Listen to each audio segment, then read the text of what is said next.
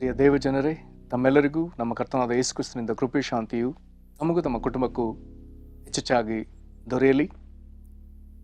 ಈ ಹೃದಯಂಗಮ ಮಾತು ಎನ್ನುವಂಥ ವಾಕ್ಯ ಧ್ಯಾನದ ಈ ಮುಂಜಾನೆ ನಾವು ಧ್ಯಾನಿಸುವಂಥ ದೇವರ ವಾಕ್ಯದ ಭಾಗ ರೋಮ 11ನೇ ಅಧ್ಯಾಯ 30, 31, 32 ವಚನಗಳು.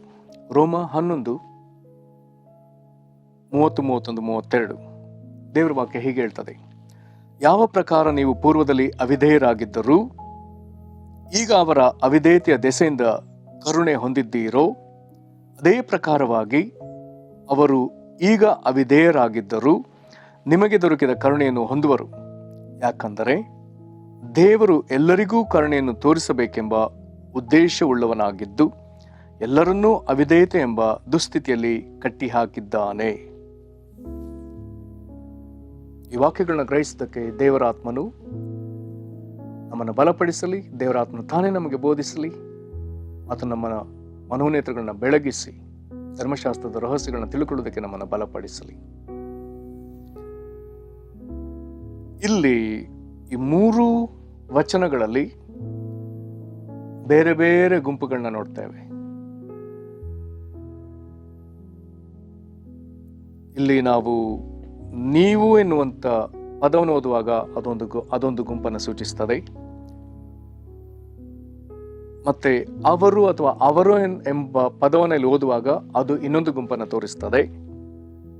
ನಂತರ 32ನೇ ವಚನಕ್ಕೆ ಬರುವಾಗ ದೇವರು ಎಂಬುದಾಗಿ ಹೇಳುವಾಗ ದೇವರು ಇನ್ನೊಂದು ಗುಂಪಿನವನು.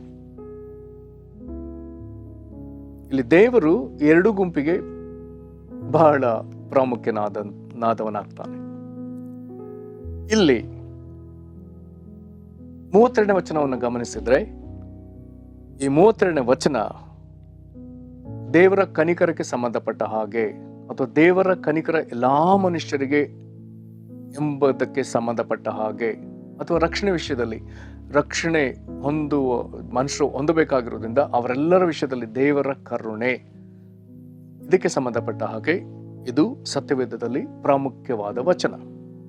ಕಾರಣ ವಾಕ್ಯ ಹೇಳ್ತದೆ 32ರಲ್ಲಿ, ಯಾಕಂದ್ರೆ ದೇವರು ಎಲ್ಲರಿಗೂ ಕರುಣೆಯನ್ನು, ಎಲ್ಲರಿಗೂ ಎನ್ನುವಂತ ಈ ಪದವನ್ನ ಗ್ರಹಿಸಬೇಕಾಗ್ತದೆ. ರೋಮ ಪತ್ರಿಕೆಯಲ್ಲಿ ಒಂದು ವೇಳೆ ಪದೇ ಪದೇ ರಿಪೀಟ್ ಆಗುವಂತ ಪದೇ ಪದೇ ಪುನರುಚ್ಚಾರವಾದಂತ ಪದಗಳಲ್ಲಿ ಒಂದು ಪದ ಎಲ್ಲರೂ. ಈ ಎಲ್ಲರೂ ಎನ್ನುವಂತ ಈ ಪದವನ್ನ ಒಂದು ವೇಳೆ ನಾವು ಎಲ್ಲರೂ ಎಂಬಂತ ಈ ಒಂದು ಪದದೊಳಗೆ ಯಾರು ಬರ್ತಾರೆ ಎನ್ನುವಂತ ಪ್ರಶ್ನೆ ಹಾಕಿಕೊಂಡ್ರೆ ಅದಕ್ಕೆ ಉತ್ತರವನ್ನ ನಾವು ರೋಮ 3ನೇ ಅಧ್ಯಾಯದ 9ನೇ ವಚನದಲ್ಲಿ ನೋಡ್ಲಿಕ್ಕೆ ಆಗ್ತದೆ. ಅಲ್ಲಿ ಎರಡನೇ ಭಾಗ ಹೀಗೆ ಹೇಳ್ತದೆ. ರೋಮ 3:9, ಯಹೂದ್ಯರೇ ಆಗಲಿ ಗ್ರೀಕರೇ ಆಗಲಿ ಎಲ್ಲರೂ, ಯಹೂದ್ಯರು ಎನ್ನುವಾಗ ಇಸ್ರಾಯೇಲರು, ಗ್ರೀಕರು ಎನ್ನುವಾಗ ಯಹೂದ್ಯರನ್ನ ಹೊರತುಪಡಿಸಿ ಅಥವಾ ಇಸ್ರಾಯೇಲರನ್ನ ಹೊರತುಪಡಿಸಿ ಪ್ರಪಂಚದ ಮಿಕ್ಕೆಲ್ಲಾ ಜನರು, ಅನೇಕ ಕಡೆ ಅನ್ಯ ಜನರು ಎಂಬುದಾಗಿ ಉಲ್ಲೇಖವಾಗಿದೆ. ಅಂದ್ರೆ ಇಸ್ರಾಯೇಲೇತರರು, ಇಸ್ರಾಯೇಲ್ ಅಲ್ಲದವರು ಎಲ್ಲರೂ, ಅವರೆಲ್ಲರನ್ನಲ್ಲಿ ಗ್ರೀಕರು ಎಂಬುದಾಗಿ ಹೇಳಿದೆ. ಒಟ್ಟಾರೆ ಪ್ರಪಂಚದ ಸಕಲ ಮನುಷ್ಯರನ್ನ ಸೇರಿಸಿ ಅದರಲ್ಲಿ 2 ಕ್ಯಾಟಗರಿ, ಒಂದು ಇಸ್ರಾಯೇಲರು ಮತ್ತೊಂದು ಅನ್ಯ ಜನರು. ಇವರೆಲ್ಲರನ್ನು ಒಟ್ಟುಗೂಡಿಸಿ ಎಲ್ಲರೂ ಎನ್ನುವಂಥ ಪದ ಬಳಕೆ ಆಗ್ತದೆ. ಹಾಗಾದ್ರೆ ಇಲ್ಲಿ ತಿರುಗಿ ನಾವು ರೋಮ 12:32ಕ್ಕೆ ಬರುವಾಗ, ಯಾಕೆಂದ್ರೆ ದೇವರು ಎಲ್ಲರಿಗೂ ಅನ್ನುವಾಗ ಮತ್ತೆ ಇದೆರಡೇ ಗುಂಪಿನಲ್ಲಿ ಆತನು ತೋರಿಸ್ತಾನೆ ಎಲ್ಲರಿಗೂ ಕರುಣೆಯನ್ನು ತೋರಿಸಬೇಕೆಂಬುದು. ಹಾಗಾದ್ರೆ ಈ ದೇವರು ತನ್ನ ಕರುಣೆಯನ್ನು ಎಲ್ಲರಿಗೂ ತೋರಿಸಬೇಕೆಂದಿರುವಾಗ ಈ ಎಲ್ಲರೂ ಅನ್ನುವಂಥ ಪದವನ್ನೇ ನಾವು 30ನೇ ವಚನದಲ್ಲಿ ನೀವು ಎಂಬುದಾಗಿಯೂ ಪ್ಲಸ್ 31ನೇ ವಚನದಲ್ಲಿ ಅವರು, ಹಾಗಾದ್ರೆ ನೀವೆನ್ನುವಾಗ ಅನ್ಯ ಜನರನ್ನು ಸೂಚಿಸಿ ಬರೆಯಲಾಗಿದೆ, ಅವರು ಎನ್ನುವಾಗ ಇಸ್ರಾಯೇಲರನ್ನ ಸೂಚಿಸಿ ಬರೆಯಲಾಗಿದೆ.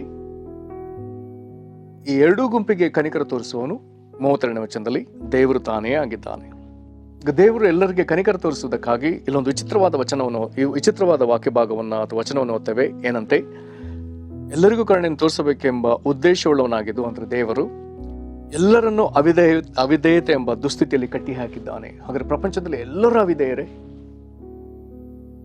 ಹಾಗಾದ್ರೆ ಆ ಸ್ಥಿತಿಯಲ್ಲಿ ಮನುಷ್ಯರು ಯಾಕಿದ್ದಾರೆ ಎಂಬುದಾಗಿ ಹೇಳಿದ್ರೆ ಮುಂದೆ ಅವರು ದೇವರ ಕನಿಕರವನ್ನು ಪಡಕೊಳ್ಳಬೇಕೆಂಬುದೇ ದೇವರ ಉದ್ದೇಶ ಎಂಬುದನ್ನ ಇಲ್ಲಿ ಭಕ್ತನು ಸ್ಪಷ್ಟವಾಗಿ ದೇವರಾತ್ಮ ನುಡಿಗಳನ್ನ ಬರೆದಿದ್ದಾನೆ. ಸರಿ, ಇಲ್ಲಿ 31ರಲ್ಲಿ ಯಾರಿಗೆ ಕರುಣೆ, 32ರಲ್ಲಿ ಯಾರಿಗೆ ಕರುಣೆ, 30ನೇ ಯಾವ ಪ್ರಕಾರ ನೀವು ಪೂರ್ವದಲ್ಲಿ ಅವಿಧೇಯರಾಗಿದ್ದರೂ ಈಗ ಅವರ ಅವಿಧೇಯತೆ ದೆಸೆಯಿಂದ ಕರುಣೆ ಹೊಂದಿದ್ದೀರೋ. ಇಲ್ಲಿ ನೀವು ಎನ್ನುವಂತ ಈ ಗುಂಪು ಅನ್ಯ ಜನರ ಗುಂಪು 30ನೇ ವಚನದ್ದು. ಇವರು ಪೂರ್ವದಲ್ಲಿ ಅವಿಧೇಯರು, ಆದರೆ ಇಸ್ರೇಲ್ರ ಅವಿಧೇಯರಾದಾಗ ದೇವರು ಇಸ್ರೇಲ್ರ ಅವಿಧೇಯತೆ ತೋರಿದ್ದ ಆ ಸಂದರ್ಭದಲ್ಲಿ ದೇವರ ಕನಿಕರ ಪೂರ್ವದಲ್ಲಿ ಅವಿಧೇಯರಾಗಿದ್ದ ಅನ್ಯ ಜನರ ಮೇಲೆ ಬಂದು ಅವರನ್ನ ದೇವರ ರಕ್ಷಣೆಯೊಳಗೆ ತರ್ತಾನೆ ಅಥವಾ ರಕ್ಷಿಸ್ತಾನೆ, ಅಥವಾ ತನ್ನ ಸಂಸರ್ಗಕ್ಕೆ ಆತನ ಎಳಕೊಳ್ತಾನೆ. ಅನ್ಯ ಜನರನ್ನ ದೇವರು ರಕ್ಷಿಸಿದ ರೀತಿ, ಅವರ ಅವಿಧೇಯತೆಗೆ ನಾನಾ ಕಾರಣಗಳು ಬರ್ತದೆ. ಹಳೆ ಒಡಂಬಡಿಕೆ ಕಾಲದಲ್ಲಿ ಅವರ ಅವಿಧೇಯತೆ ಬೇರೆ, ಹೊಸ ಒಡಂಬಡಿಕೆ ಕಾಲದಲ್ಲಿ ಅವರು ದೇವರು ಕಳಿಸಿಕೊಟ್ಟ ಮೆಸ್ಸಿಯನ್ನ ಅಂದ್ರೆ ಕ್ರಿಸ್ತನನ್ನ ಅವರು ಒಪ್ಪಲಿಲ್ಲ. ಆಗ ದೇವರು ಅನ್ಯ ಜನರನ್ನ ಆತನು ತನ್ನ ಸಹವಾಸಕ್ಕೆ ಸೆಳೆಕೊಳ್ತಾನೆ. 31ನೇ ವಚನಕ್ಕೆ ಬಂದ್ರೆ ಅವಿಧೇಯರಾದ ಇಸ್ರಾಯೇಲ್ರನ್ನ ದೇವರು ಹಾಗೆ ಬಿಟ್ಟು ಬಿಡದೆ ಈಗ 30ನೇ ವಚನದಲ್ಲಿ ಹೇಳ್ತಾನೆ, ಅದೇ ಪ್ರಕಾರವಾಗಿ ಅವರು ಈಗ ಅವಿಧೇಯರಾಗಿದ್ದರೂ ನಿಮಗೆ ದೊರಕಿದ ಕರುಣೆಯನ್ನು ಹೊಂದುವರು. ಅದರರ್ಥ ಮುಂದೊಂದು ದಿವಸ ಆತನು ಇಸ್ರಾಯೇಲರಿಗೂ ಕ್ರಿಸ್ತನನ್ನು ಒಪ್ಪದ ಇಸ್ರಾಯೇಲರಿಗೂ ಆತನು ಕನಿಕರ ತೋರಿ ಅವರನ್ನ ರಕ್ಷಿಸ್ತಾನೆ ಅನ್ನುವಂಥ ಮಾತು ಇಲ್ಲಿ ಪ್ರವಾದನೆಯಾಗಿ ಸ್ಪಷ್ಟವಾಗಿ ಬರೆಯಲ್ಪಟ್ಟದೆ. ಯೇಸು ಕ್ರಿಸ್ತನು ಆತನು ಎರಡನೇ ಬರೋಣದಲ್ಲಿ ಬರುವಾಗ ಆತನನ್ನು ಇರಿದವರು ಸಹ ನೋಡುವರು, ಇದೊಬ್ಬ ಮಗನನ್ನು ಕಳಕೊಂಡವರಂತೆ ಅವರು ಗೋಳಾಡೋರು ಎಂಬುದಾಗಿ ಈಗೆಲ್ಲ ಪ್ರವಾದನೆ ಮಾತುಗಳು ಬರ್ದದೆಯಲ್ಲ. ಆಗ ಅವರು ನಾವು ಇರಿದದ್ದು ಈತನೇ ನಾವು ಮೆಸ್ಸಿಯ, ಈತನನ್ನು ನಾವು ಹೀಗೆ ಹಿಂಸಿಸಿದ್ದೇವಲ್ಲ ಎಂಬುದಾಗಿ ಗೋಳಾಡಿ ಅವರು ಯೇಸು ಕ್ರಿಸ್ತನನ್ನು ಅಂಗೀಕರಿಸುವ ಕಾಲವನ್ನು ಸೂಚಿಸಿ ಈ ವಚನ ಮಾತನಾಡ್ತದೆ. ಆ ಕ್ರಿಸ್ತನು ಬಹಿರಂಗವಾಗಿ ಬರುವಾಗ ಇಸ್ರೇಲರು ಆತನನ್ನು ನೋಡ್ಲಿಕ್ಕಿದ್ದಾರೆ, ಅಂಗೀಕರಿಸಲಿಕ್ಕಿದ್ದಾರೆ. ಹೀಗೆ ಒಂದು ಕಾಲ ಬರ್ತದೆ, ಎಲ್ಲರೂ ದೇವರ ಕನಿಕರವನ್ನ ಪಡಕೊಳ್ಳುವಂತ ಕಾಲ ಬರ್ತದೆ. ದೇವರಿಗೆ ಸ್ತೋತ್ರ, ದೇವರ ಈ ಉದ್ದೇಶಗಳಿಗಾಗಿ ಸ್ತೋತ್ರ. ಆತನು ಯಾರನ್ನು ತಿರಸ್ಕರಿಸುವ ದೇವರಲ್ಲ. ಇಲ್ಲಿ ನಮ್ಮ ಕುರಿತು ನಾವು ಯೋಚಿಸುವುದಾದರೆ ಏನೂ ಅರ್ಹತೆಯಿಲ್ಲದ ನಾವು ನಮ್ಮ ಕುರಿತು ಅನೇಕ ಕಾರ್ಯಗಳು ಬರ್ತದೆ. ಎಫೆಸ 2ನೇ ಅಧ್ಯಾಯಕ್ಕೆ ಬಂದ್ರೆ ನಾವು ಮೊದಲು ಎಂಥವರು ಎನ್ನುವಂತ ಮಾತು ಸ್ಪಷ್ಟವಾಗಿ ಬರ್ತದೆ. ನೀವು ಜನ್ಮದಿಂದ ಅನ್ಯ ಜನರಾಗಿದ್ದೀರಿ. ಎಫೆಸ 2:11ನೇ ವಚನದಿಂದ ಓದ್ತಿದ್ದೇನೆ. ಶರೀರದಲ್ಲಿ ಕೈಯಿಂದ ಸುನ್ನತಿ ಮಾಡಿಸಿಕೊಂಡು ಸುನ್ನತಿಯವರು ಎನಿಸಿಕೊಳ್ಳುವವರು ನಿಮ್ಮನ್ನು ಸುನ್ನತಿ ಇಲ್ಲದವರಿಂದ ಹೇಳುತ್ತಾರೆ.